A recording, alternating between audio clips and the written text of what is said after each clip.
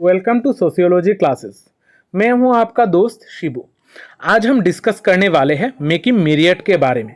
खासकर making Marriott का जो यूनिवर्सलाइजेशन एंड पेरोकियलाइजेशन का जो कॉन्सेप्ट है, इसको हम इन डिटेल आज के क्लास में समझने वाले हैं। आज के क्लास में हम पहले देखेंगे मेकिंग मेरियट का विलेज इंडिया के बारे में। मेकिंग मेरियट ने विलेज इंडिया बोलकर एक बुक लिखी है, जहां पर उन्होंने बहुत सारे अलग अलग स्कॉलर्स के राइटिंग को एक साथ इकट्ठा करके हमें दिया था। वहां पर सोसाइटी में किस तरीके का कल्चरल चेंज होता है, इंडियन सोसाइटी में अलग अलग जगहों पर किस तरीके का कल्चरल चेंज हम देखते हैं, उस बुक में उन्होंने दिखाया था। यहाँ पर उन्होंने लिटिल एंड ग्रेट ट्रेडिशन के ऊपर भी काम किया था। अब आप लोग एक चीज़ ध्यान रखना कि लिटिल ट्रेडिशन और ग्रेट ट्रेडिशन का जो कॉन्सेप्ट है, इसको दिया था रॉबर्ट रेडफील्ड ने। साथ ही साथ लिटिल और ग्रेट कम्युनिटीज़ का कॉन्सेप्ट भी रॉबर्ट रेडफील्ड ने ही दिया है। लेकिन इसी लिटिल और ग्रेट ट्रेडिशन के ऊपर मेकिंग मेरियट ने भी बाद में जाकर काम किया था, और उन्होंने इसके ऊपर काम कर कर ही यूनिवर्सलाइजेशन एंड पेरोकियलाइजेशन का कॉन्सेप्ट को डेवलप किया था। और ये जो यूनिवर्सलाइजेशन एंड पेरोकियलाइजेशन का कॉन्सेप्ट है, ये बहुत इंपॉर्टेंट है एग्जाम के पॉइंट ऑफ व्यू से। बहुत बार यहाँ से ही क्वेश्चन पूछे जाते हैं। साथ ही साथ आखिर में हम देखने वाले हैं कास्ट रैंकिंग का कॉन्सेप्ट। मेकिंग मेरियट ने दिखाया है कि हमारे इंडियन सोसाइटी में अलग अलग जगहों पर किस तरीके से कास्ट को रैंक किया जाता है। उन्होंने इसके रिगार्डिंग 3 लेवल्स की बात की थी। ये सारी चीज़ें आज के इस क्लास में हम डिस्कस करने वाले हैं। अगर आप मेरे क्लासेस में नए हैं तो चैनल को सब्सक्राइब कर लीजिएगा, क्योंकि इस चैनल पे आपको सोशियोलॉजी रिलेटेड बहुत सारे वीडियोस मिलेंगे। यहाँ पर बहुत सारे प्लेलिस्ट है, आप अपने पसंद के हिसाब से प्लेलिस्ट चूज़ करके स्टडी कर सकते हो। आपको चीज़ें ढूंढने में आसानी होगी। तो चलिए आज का ये जो सेशन है, ये हम शुरू करते हैं। हम पहले मेकिंग मेरियट के बारे में थोड़ा बहुत इंफॉर्मेशन जान लेते हैं। मेकिंग मेरियट एक एंथ्रोपोलॉजिस्ट थे, जिनका जन्म हुआ था अमेरिका में। ये एक बेसिकली अमेरिकन एंथ्रोपोलॉजिस्ट थे। इनका जो सबसे इम्पॉर्टेंट कंट्रीब्यूशन है, वो है इंडियन सोसाइटी में। इंडियन सोसाइटी में किस तरीके का कल्चर में बदलाव आता है, इसके ऊपर उन्होंने काम किया था, और इसके ऊपर ही उनका स्पेशलाइजेशन था। इन्होंने एंथ्रोपोलॉजी में पीएचडी किया था चिकागो यूनिवर्सिटी में 1955 में। अब बहुत सबसे ज़्यादा जो इम्पोर्टेंट बात वो है इनका फील्ड वर्क। मेकिंग मेरियट ने बहुत सारे जगहों पर फील्ड वर्क किया था, लेकिन सबसे इम्पोर्टेंट जो फील्ड वर्क है वो है किसानगरी। उन्होंने उत्तर प्रदेश के अलीगढ़ डिस्ट्रिक्ट में जो किसानगरी विलेज है, वहाँ पर उन्होंने फील्ड वर्क किया था, और इसी फील्ड वर्क के हिसाब से उन्होंने अपने बहुत सारे कॉन्सेप्ट को डेवलप किया था। उन्होंने जो विलेज इंडिया बुक लिखी थी, वो भी इसी जगह पर काम करते हुए यूनिवर्सलाइजेशन और पेरोकियलाइजेशन का कॉन्सेप्ट को भी उन्होंने किसानगरी में ही स्टडी करते हुए दिखाया था। वहाँ पर बहुत सारे एग्जाम्पल भी हम किसानगरी के देख सकते हैं, और आगे क्लास में इसको हम डिस्कस भी करेंगे। मेरियट ने उत्तर प्रदेश और महाराष्ट्र में अपने फील्ड वर्क किए थे। उन्होंने विलेज इंडिया बुक को एडिट किया था, और साथ ही साथ बहुत सारे रूरल सोशल ऑर्गेनाइजेशन के रिलेटेड जो बुक्स हैं, उनको उन्होंने लिखी थी। उन्होंने इंडिया के अलावा भी जापान के साथ साथ बहुत सारे और भी कंट्रीज़ हैं जहां पर उन्होंने काम किया था। पहले देखते हैं मेकिंग मेरियट का इम्पोर्टेंट बुक्स। उन्होंने बहुत सारे अलग अलग जगहों पर काम किए थे, इस वजह से उनका बुक्स अलग अलग कंट्रीज़ में भी है, अलग अलग कंट्रीज़ के रिलेटेड भी है। लेकिन इंडिया में इनका जो मेन कॉन्ट्रीब्यूशंस है वो है 3 बुक। पहला जो बुक है ये सबसे ज़्यादा इम्पॉर्टेंट है, और एग्ज़ाम में इससे क्वेश्चन आते ही है। यहाँ पर मेकिंग मेरियट का जो इम्पॉर्टेंट बुक है वो है विलेज इंडिया। इस विलेज इंडिया को आप इंडियन विलेज या फिर इंडियाज़ विलेज इस तरीके का नामों से कंफ्यूज मत करना। एम.एन. श्रीनिवास, एस.सी. दुबे, ये भी इंडियन विलेजेस के ऊपर काम कर चुके हैं। उनका बुक का नाम थोड़ा बहुत हटके है, इनको आप लोग थोड़ा नोट डाउन कर लीजिएगा ताकि एग्जाम में कंफ्यूजन ना हो। मेकिंग मेरियट का जो बुक है वो है village India, studies in the little communities. उन्होंने विलेज इंडिया के ऊपर काम किया था, और इसके यहाँ पर उन्होंने क्या क्या कंट्रीब्यूशन दिए थे, इस बुक में किस तरीके का चीज़ें बताई गई है, ये आगे क्लास में हम देखेंगे। साथ ही साथ उनका जो दूसरा बुक है वो है caste ranking and community structure in the 5 regions of India and Pakistan. India और पाकिस्तान के 5 रीजन में उन्होंने काम किया था। वहाँ पर कास्ट को किस तरीके से रैंक किया जाता है, वहाँ पर कम्युनिटी में किस तरीके का स्ट्रक्चर दिखाया जाता है, इसके बारे में उन्होंने स्टडी की थी। उन्होंने साथ ही साथ और एक बुक लिखी थी जो है इंडिया थ्रू हिंदू कैटेगरीज। ये बुक का नाम आप लोग याद रखिएगा, खास करके जो पहला बुक है विलेज इंडिया जो उन्होंने 1955 में लिखी थी, इसको जरूर याद रख लीजिएगा। अब यहाँ पर उनका जो बुक है सबसे इंपॉर्टेंट जो कंट्रीब्यूशन है वो है विलेज इंडिया। आप लोग इस विलेज इंडिया बुक का फ्रंट पेज जरूर अच्छी तरीके से देख लीजिएगा। ये बुक मेकिन मेरियट ने लिखा है। यहाँ पर उन्होंने लिटिल कम्युनिटीज़ के ऊपर स्टडी किया था। इंडिया के जो लिटिल कम्युनिटीज़ है वहाँ पर उसके रिगार्डिंग उन्होंने स्टडी किया था। इस बुक को मेकिन मेरियट ने एडिट किया था। अब एडिटेड का मतलब क्या है, उन्होंने बहुत सारे और भी स्कॉलर्स हैं जिन्होंने लिटिल कम्युनिटीज़ के ऊपर काम किया था, विलेज के इंडिया के जो विलेजेस है वो उसके ऊपर काम किया था। उन्होंने इन सारे राइटिंग्स को इकट्ठा करके एक बुक में प्रेजेंट किया था। इस वजह से यहाँ पर लिखा है एडिटेड बाय मेकिन मेरियट। यहाँ पर बहुत सारे इंपॉर्टेंट स्कॉलर्स के कंट्रीब्यूशन जैसे Kathleen Gough, M N. Srinivas, Oscar Lewis, इन सारे लोगों के कंट्रीब्यूशन भी इस बुक में इकट्ठा किए गए थे। इस वजह से विलेज इंडिया जो बुक है ये बहुत इंपॉर्टेंट है इंडिया के विलेजेस को समझने के लिए, इंडिया के विलेज के जो ट्रेडिशन है इसको समझने के लिए। अब देखते हैं ये जो विलेज इंडिया बुक है यहाँ पर किस तरीके का चीज़ें लिखी गई है। मेकिन मेरियट ने विलेज इंडिया बुक को एडिट किया था। यहाँ पर मेकिन मेरियट बहुत ज़्यादा इन्फ्लुएंस थे रॉबर्ट रेडफील्ड और मिल्टन सिंगर से। उन्होंने इनके साथ मिलकर जो अलग अलग इंडिया में जो भी स्कॉलर्स थे जिन्होंने कम्युनिटीज़ के ऊपर उस टाइम पीरियड पे खासकर 1950s के टाइम पीरियड पे काम किया था, उनको उन्होंने इकट्ठा करके इस बुक में लिखा था। ये बेसिकली एक एंथ्रोपोलॉजिस्ट थे जिन्होंने इंडियन एंथ्रोपोलॉजिस्ट के जो काम है उनको तो इकट्ठा किया था, साथ ही साथ उन्होंने खुद भी इस बुक में अपना कंट्रीब्यूशन दिया था। उन्होंने इस बुक में एक पार्ट है जिसका नाम है little communities in an indigenous civilisation. ये जो पोर्शन है ये उन्होंने अपना फील्ड वर्क के जरिए लिखा था। उन्होंने अपना फील्ड वर्क किया था किसानगरी में, और इस किसानगरी में जिस तरीके का उन्होंने फाइंडिंग्स पाई थी, देखी थी, जिस तरीके का रिसर्च का रिजल्ट उन्होंने देखा था, उसी को उन्होंने little communities in a indigenous civilisation के अंडर टाइटल में उनके बुक विलेज इंडिया में उन्होंने इंक्लूड किया था।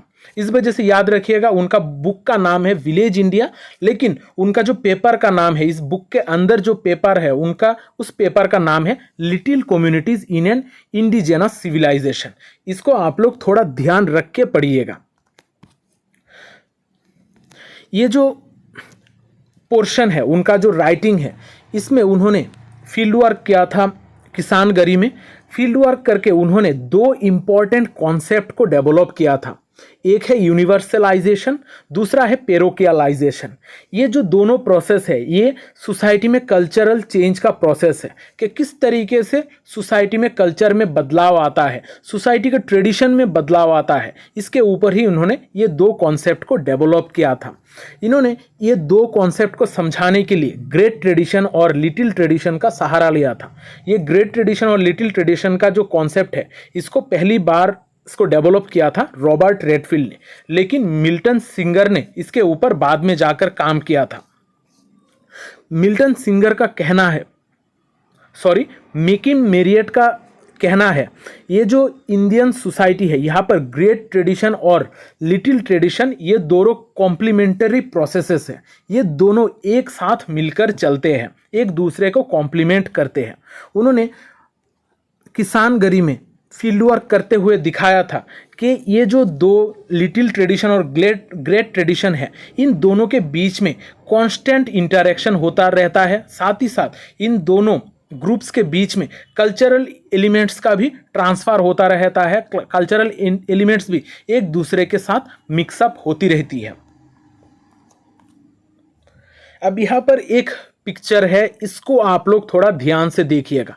अगर इस पिक्चर को समझ गए तो आप लोगों को यहाँ पर मेक इन मेरियट का जो भी कॉन्सेप्ट है इसमें और कोई दिक्कत नहीं होगी। यहाँ पर पहले जो दो चीज़ें हैं वो है ग्रेट ट्रेडिशन और लिटिल ट्रेडिशन। इसको थोड़ा केयरफुली समझिएगा। लिटिल ट्रेडिशन यानी कि जो लिटिल कम्युनिटीज़ होती है, यहाँ पर खासकर जो विलेज है, विलेज में जो लोग रहते हैं और साथ ही साथ जो ट्राइब्स होते हैं, इनकी कम्युनिटी को कहा जाता है लिटिल कम्युनिटी। जो बाकी जो नॉर्मल लोग रहते हैं शहरों में या फिर जो अलग तरीके के लोग हैं, उनसे थोड़ा हटके होता है इनका कल्चर ट्रेडिशन। इसको हम कहते हैं लिटिल कम्युनिटी। लिटिल कम्युनिटी का जो ट्रेडिशन है इसको कहा जाता है लिटिल ट्रेडिशन। और दूसरी तरफ है ग्रेट ट्रेडिशन। ग्रेट ट्रेडिशन यानी कि जो लोग एलाइट सेक्शन के लोग होते हैं, यानी कि जिनके पास पैसा होता है या फिर नाम होता है, पावर होता है, जो खासकर शहरों में रहते हैं जहां पर ज़्यादातर लोगों के एक जैसा कल्चर होता है, उस तरीके का कम्युनिटी को हम कहते हैं ग्रेट कम्युनिटी। और ग्रेट कम्युनिटी के लोगों का जो ट्रेडिशन होता है उसको हम कहते हैं ग्रेट ट्रेडिशन। अब लिटिल ट्रेडिशन और ग्रेट ट्रेडिशन के द्वारा ही हमें यूनिवर्सलाइजेशन और पेरोकियलाइजेशन का कॉन्सेप्ट को समझना है। यूनिवर्सलाइजेशन यानी कि जो लिटिल ट्रेडिशन है इसको जब हम यूनिवर्सलाइज कर देते हैं या फिर जो ग्रेट कम्युनिटी के लोग हैं जब उसको फॉलो करने लगते हैं, उसको हम कहते हैं यूनिवर्सलाइजेशन। यानी कि निचले चीज़ों को, निचले वर्ग में जो भी चीज़ें हैं उसको लोगों तक पहुंचाना। लिटिल ट्रेडिशन में गाँव या फिर कोई भी एक ट्राइब का स्पेसिफिक कुछ कस्टम्स होते हैं, रूल्स होते हैं, रेगुलेशंस होते हैं या फिर उनका कुछ ट्रेडिशन होते हैं, उसको जब ज़्यादा लोग फॉलो करने लगते हैं, यानी कि जब वो चीज़ यूनिवर्सल होने लगती है, इस प्रोसेस को हम कहते हैं यूनिवर्सलाइजेशन। ये बेसिकली एक अपवर्ड मोबिलिटी होती है, यानी कि अपवर्ड डायरेक्शन में ये चेंज होती है। और दूसरी तरफ जो कॉन्सेप्ट है वो है पेरोकियलाइजेशन। पेरोकियलाइजेशन में जो ग्रेट ट्रेडिशन का चीज़ें हैं, यानी कि ग्रेटर कम्युनिटी जिस तरीके का ट्रेडिशन को फॉलो करती है उसको जब लिटिल कम्युनिटी के लोग फॉलो करने लगते हैं, इसको कहा जाता है पेरोकियलाइजेशन। इस प्रोसेस में बेसिकली जो बड़े जो ग्रुप्स है, जो कास्ट ग्रुप है, खासकर जो दीजा कास्ट है या फिर जो अपर क्लास के लोग हैं, उनके ट्रेडिशन को फॉलो किया जाता है निचले वर्ग के लोगों के द्वारा।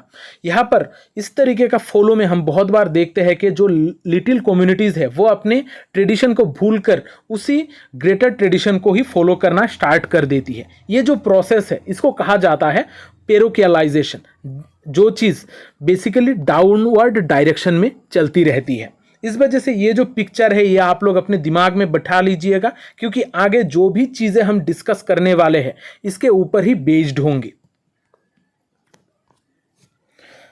अब देखते हैं लिटिल ट्रेडिशन और ग्रेट ट्रेडिशन के रिलेटेड कुछ नोट्स। लिटिल ट्रेडिशन वो सारे ट्रेडिशन होते हैं जो फोक सोसाइटी या फिर जो पीजेंट्री सोसाइटी है, जो विलेजेस में रहते हैं या फिर कोई ट्राइब है, वो जब इस ट्रेडिशन को फॉलो करते हैं उसको हम कहते हैं little tradition. Little tradition regional या फिर विलेज के कंडीशन के ऊपर डिपेंडेंट होती है। अब ये जो लिटिल ट्रेडिशंस होते हैं ये बुक्स में लिखी नहीं होती है, ये फोक आर्टिस्ट प्ले करके दिखाते हैं या फिर कोई जो नाटक करते हैं उस विलेजेस में वो उसको याद रखते हैं। जो पोएट्स है, पोएम के द्वारा, वहाँ पर सिंगिंग के द्वारा इस लिटिल ट्रेडिशन को बचाए रखे जाते हैं। यहाँ पर स्टोरी टेलिंग के द्वारा भी इस लिटिल ट्रेडिशन को एक ग्रुप से दूसरे ग्रुप तक पास ऑन किया जाता है। इस वजह से लिटिल ट्रेडिशन एक सीमित जगह पर ही होता है जहां पर उनके लोग उसको फॉलो करते हैं। और दूसरी तरफ होता है ग्रेट ट्रेडिशन। ग्रेट ट्रेडिशन खासकर इंडिया के कॉन्टेक्स्ट में अगर हम बात करें तो यहाँ पर जो ट्वाइस बॉर्न कास्ट होते हैं, यानी कि जो ऊपर के वर्ग होते हैं जैसे ब्राह्मण, क्षत्रिय, वैश्य, वो जिस तरीके का ट्रेडिशन को फॉलो करते हैं इंडिया में हम उनको ही कह सकते हैं ग्रेट ट्रेडिशन। खासकर जो ब्राह्मण्स है वो जिस तरीके का ट्रेडिशन को फॉलो करते हैं उसको हम कहते हैं ग्रेट ट्रेडिशन, जहाँ पर प्रीस्ट्स, कुछ रिचुअल लीडर्स होते हैं जो कुछ ट्रेडिशन को फॉलो करते हैं और उसको बाकी सारे लोग सुपीरियर मानते हैं। यहाँ पर ग्रेट ट्रेडिशन में हम देख सकते हैं कि इंडिया के ट्रेडिशन में, ग्रेट ट्रेडिशन में हमें बुक्स में चीज़ें लिखी हुई मिलती है, जैसे रामायण, महाभारत, पुराण, इन सारे जगहों पर कुछ ना कुछ चीज़ें लिखी हुई होती है जो ग्रेट ट्रेडिशन का हिस्सा है। जैसे राम किस तरीके से रहते हैं, राम किस तरीके से एक आइडियल मैन है, या फिर जो श्री कृष्ण है वो किस तरीके का बातें बताते हैं। महाभारत में जो द्रौपदी है उसका क्या रोल था, या फिर सीता, रामायण में सीता का क्या रोल था, ये सारे जो चीज़ें हैं, एक आइडियल इंसान किस तरीके का होगा, ट्रेडिशन किस तरीके का होगा, ये सारी चीज़ें बेसिकली ग्रेट ट्रेडिशन में ये सारी चीज़ें बुक्स में लिखी हुई होती है। अलग अलग जगहों पर इसको डिस्कस किया जाता है, और जो मेजॉरिटी वाले लोग होते हैं, मेजॉरिटी वाले लोग इसको फॉलो करते हैं और इसको मानते हैं। इस तरीके का ट्रेडिशन को हम कहते हैं ग्रेट ट्रेडिशन। और लिटिल ट्रेडिशन में एक सीमित जगह पर इस ट्रेडिशन को फॉलो किया जाता है, इसको हम कहते हैं लिटिल ट्रेडिशन। अब देखते हैं यूनिवर्सलाइजेशन और पेरोकियलाइजेशन का कॉन्सेप्ट। ये जो पिक्चर है, इस पिक्चर को अभी आप लोगों ने देखा है, इसको मैंने अभी डिस्कस किया है। यहां पर इसी चीज से हमें यूनिवर्सलाइजेशन का कॉन्सेप्ट को समझना है। यूनिवर्सलाइजेशन यानी कि जो मेटेरियल चीजें हैं, जो लिटिल ट्रेडिशन के लोग या फिर जो लिटिल कम्युनिटी के लोग जिस तरीके का चीज़ों को करते हैं, या फिर उनका जिस तरीके का चीज़ें होती है, उसको जब हम अपवर्ड डायरेक्शन में ले जाते हैं, जब वो लिटिल ट्रेडिशन का हिस्सा धीरे धीरे जाकर आप ग्रेटर ट्रेडिशन का हिस्सा बनती है, उस प्रोसेस को हम कहते हैं यूनिवर्सलाइजेशन।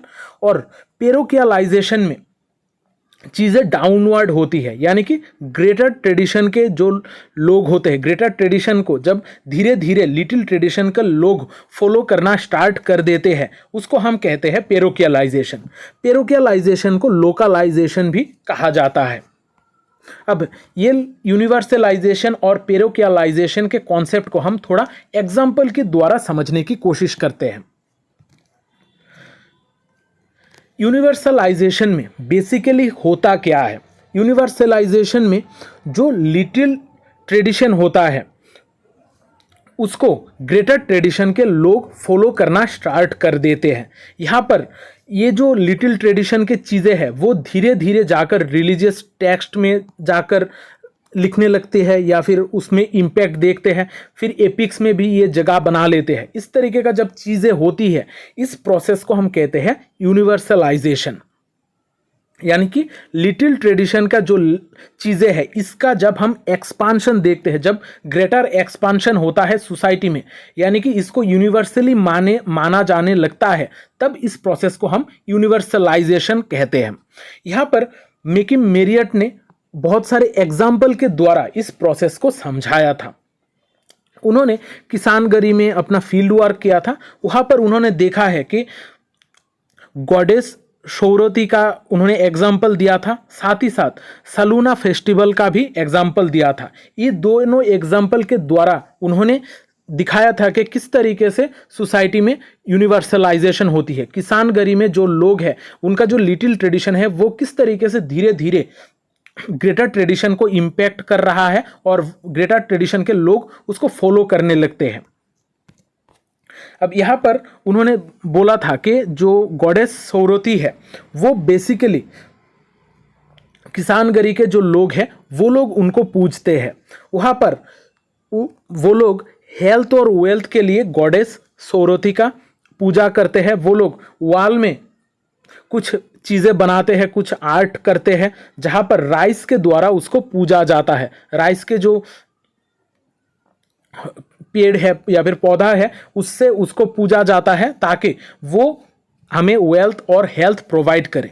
इसी तरीके से धीरे धीरे जो हमारी दिवाली हम देखते हैं आजकल के टाइम पे, इंडिया में हर जगह पर हम दिवाली देखते हैं, लोग दिवाली मनाते हैं। दिवाली के टाइम पे लक्ष्मी को वर्शिप किया जाता है। ये जो रिलीजियस प्रैक्टिस है, ये मैकिम मेरियट कहते हैं कि ये गॉडेस सौरती का जो वार्शिप है, इसी तरीके का एक वार्शिप है जो पहले के टाइम पीरियड पर लक्ष्मी का पूजा पहले के टाइम पर हिंदू सोसाइटी में नहीं था। ये इसी तरीके का लिटिल ट्रेडिशन से आकर उभर कर आगे आता है। और बाद में लक्ष्मी पूजा जो हम दिवाली में पूजा करते हैं हेल्थ और वेल्थ के लिए, ये इस तरीके का चीज़ें हम देखते हैं। यहाँ पर वो कहते हैं कि ये जो शोरोथी है, यहाँ पर शोरोथी गॉडेस के तरह ही लोग चीज़ों को हेल्थ और वेल्थ के लिए चीज़ों को पूजने लगते हैं। और ये सारी चीज़ें धीरे धीरे रिलीजियस टेक्स्ट में भी इंक्लूड किए जाते हैं और कुछ एपिक्स में भी इसको इंक्लूड किए जाते हैं। यानी कि यहाँ पर जो गॉडेस सोरोथी है वो बेसिकली एक लिटिल ट्रेडिशन का हिस्सा थी, लेकिन धीरे धीरे लोग अपने नीड्स के हिसाब से इसको ग्रेटर ट्रेडिशन में फॉलो करने लगे। अब इसी तरीके का और एक एग्जाम्पल है जहाँ पर किसानगरी में लोग जब जो महिलाएं होती है वो जब अपने मायके जाती है, वहाँ पर वापस आने के टाइम अपने भाई के सर के ऊपर कुछ पत्ते या फिर कुछ झाड़ियाँ लगाकर उनसे बातें करती है, उनसे विश करती है और बदले में उनका भाई उनको कुछ चीज़ें गिफ्ट में देती है। इसी तरीके का चीज़ें हम बाद में धीरे धीरे बदल के हम देखते हैं रक्षाबंधन का सिस्टम, जहाँ पर बहन अपने भाई के हाथ में राखी बांधती है और भाई कुछ गिफ्ट्स उनको प्रोवाइड करती है। इसी तरीके के एग्जाम्पल के द्वारा मेकी मेरियट हमें समझाते हैं कि सोसाइटी में किस तरीके से यूनिवर्सलाइजेशन होती है। वहाँ पर उन्होंने किसानगरी में ही स्टडी करते हुए ये सारे कॉन्सेप्ट के बारे में बात की थी। अब देखते हैं पेरोकियालाइजेशन का कॉन्सेप्ट। पेरोकियालाइजेशन का कॉन्सेप्ट में बेसिकली इसका उल्टा होता है, यूनिवर्सलाइजेशन का उल्टा होता है। यहाँ पर जो ग्रेट ट्रेडिशन है वो धीरे धीरे ग्रेट ट्रेडिशन को जो लिटिल ट्रेडिशन के लोग हैं या फिर लिटिल कम्युनिटी के जो लोग हैं वो धीरे धीरे ग्रेट ट्रेडिशन को जब अपनाना स्टार्ट करते हैं उस प्रोसेस को हम कहते हैं पेरोकियालाइजेशन। पेरोकियालाइजेशन में चीज़ें डाउनवर्ड चलती है, यानी कि अपर ग्रेटर कम्युनिटी के जो लोगों की जो ट्रेडिशन है उसको धीरे धीरे निचले वर्ग के लोग फॉलो करना स्टार्ट कर देते हैं। यहाँ पर एक चीज़ नोटिसेबल है कि पेरोकियालाइजेशन के प्रोसेस के दौरान ऐसा भी होता है कि जो लिटिल ट्रेडिशन का ओरिजिनल ट्रेडिशन है वो धीरे धीरे बदल जाता है या फिर वो लोग अपना जो वजूद है वो धीरे धीरे खो देते हैं। और बहुत बार ऐसा भी देखा गया है कि जो अपर या फिर ग्रेटर ट्रेडिशन में उस चीज़ को जिस तरीके से पूजा जाता है या फिर उसको जिस तरीके से निभाया जाता है, जब वो लिटिल ट्रेडिशन का हिस्सा बनती है तब वो कुछ अलग तरीके से दिखता है या फिर उसका जो मेन सेंस तो सेम रहता है लेकिन उसका कॉन्सेप्ट में थोड़ा चेंजेस हम देख सकते हैं। यहाँ पर पेरोकियालाइजेशन को समझाने के लिए भी उन्होंने किसानगढ़ी में कुछ चीज़ों का या फिर कुछ घटनाओं का एग्जाम्पल उन्होंने दिया था। हम सभी जानते हैं इंडिया के हर जगह पर जहाँ पर भी हिंदू धर्म है वहाँ पर हम नवरात्रि फेस्टिवल देखते हैं। नवरात्रि फेस्टिवल में बेसिकली दुर्गा, अम्बा, काली इन सारे लोगों को पूजा किया जाता है, यानी कि इन सारे भगवान को पूजा जाता है। यहाँ पर उन्होंने नोटिस किया था कि जो किसानगढ़ी है वहाँ पर भी लोग नवरात्रि का फेस्टिवल तो नहीं मनाते हैं लेकिन उससे मिलता जुलता नवराथा को पूजते हैं, नवराथा भगवान को पूजते हैं। और यहाँ पर जब वो देखते हैं अलग अलग बुक्स एपिक्स को जब उन्होंने स्टडी किया था तो उन्होंने देखा है कि नवराथा का मेंशन किसी भी जगह पर नहीं है, किसी भी ग्रेट ट्रेडिशनल के जो स्क्रिप्चर है वहाँ पर नहीं है। इससे उनको पता लगा कि ये जो नवरात्रि का फेस्टिवल है ये नवरात्रि का फेस्टिवल ही धीरे धीरे जाकर लिटिल ट्रेडिशन में इंक्लूड हुई और इसके नाम में बदलाव आया और इसके कॉन्सेप्ट में जो बेसिक कॉन्सेप्ट था वो तो सेम ही था लेकिन उसको जिस तरीके से निभाया जाता था उसमें भी बदलाव आया, यानी कि नवरात्रि ही बाद में किसानगढ़ी के लोग नवराथा की तरह उसको मनाने लगे। इस तरीके से बहुत सारे और एग्जाम्पल भी मेकी मेरियट ने यूज़ किया था पेरोकियालाइजेशन को समझाने के लिए। यहाँ पर अभी तक हमने मेकी मेरियट का जो यूनिवर्सलाइजेशन और पेरोकियालाइजेशन का कॉन्सेप्ट है इसको हमने अच्छी तरीके से समझा है। आप लोग थोड़ा एग्जाम्पल के ऊपर ध्यान देना क्योंकि एग्जाम में अगर आप डिस्क्रिप्टिव टाइप आंसर लिख रहे हो तो एग्जाम्पल देना ज़रूरी है।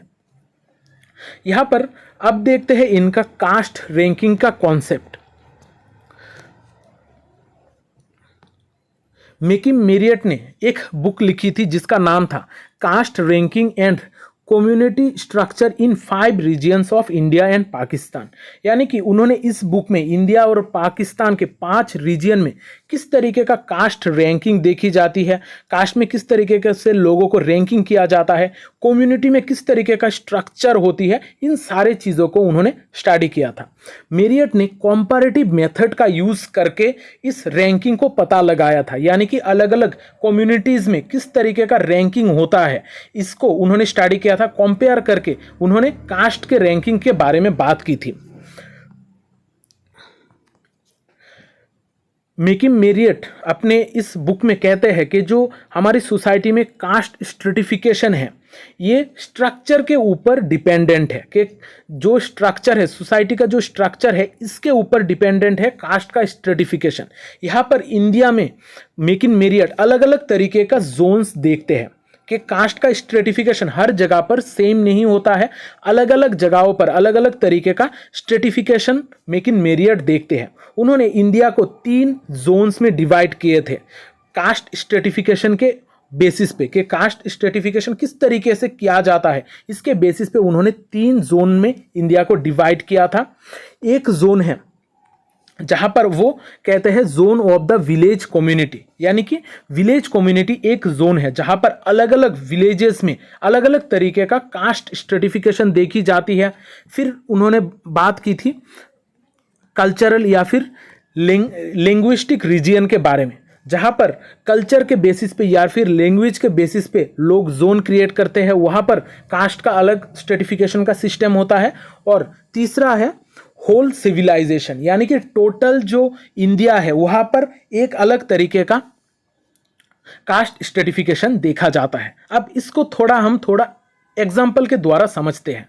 यहाँ पर पहले हम लास्ट से शुरुआत करते हैं, zone of whole civilisation. Whole civilisation यानी कि जो हमारा हिंदू ग्रुप कम्युनिटी है या फिर इंडिया में जो हिंदूज को हम देखते हैं, यहाँ पर जब कास्ट का स्ट्रेटिफिकेशन की बात आती है तो हम बेसिकली 4 तरीके का ग्रुप्स देखते हैं, ब्राह्मण, क्षत्रिय, वैश्य, शूद्र। ये जो स्ट्रेटिफिकेशन है ये हर जगह पर सेम ही होता है।